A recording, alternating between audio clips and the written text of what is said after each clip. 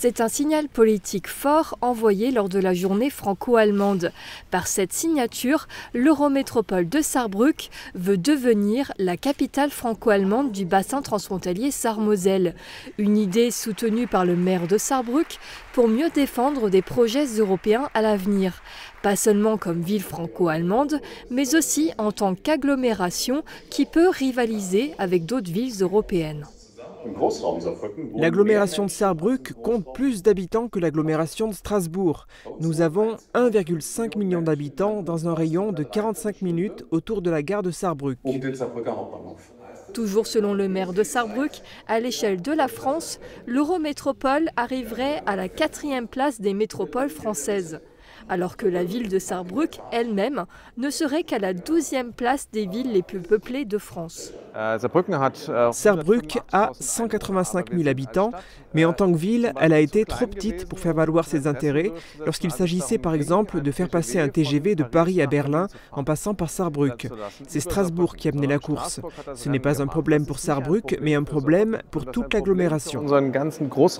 Ce texte hautement symbolique doit aussi permettre d'augmenter la visibilité de l'espace transfrontalier franco-allemand Sarre-Moselle. Ce nouvel accord nous donne une visibilité, une lisibilité sur le plan national des deux côtés, mais aussi international, sur le plan européen.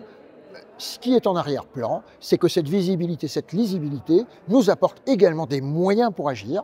Et quand je dis des moyens, ce sont des influences, ce sont des idées, ce sont des possibilités, mais aussi des moyens financiers, bien sûr, notamment du côté des fonds européens, bien sûr. Les acteurs du transfrontalier attendent l'appui des États allemands et français. L'un de ses représentants était sur place, il a promis de leur apporter un soutien.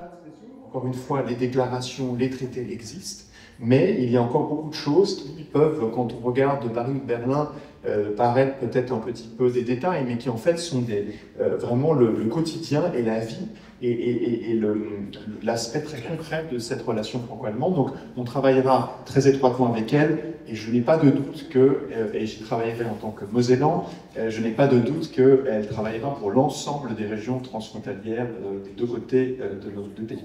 Pour avancer sur ces dossiers transfrontaliers, la ville de Sarrebruck veut intégrer le comité de coopération transfrontalière franco-allemand. Un premier pas dans un long processus vers plus de visibilité à l'échelle nationale des deux pays.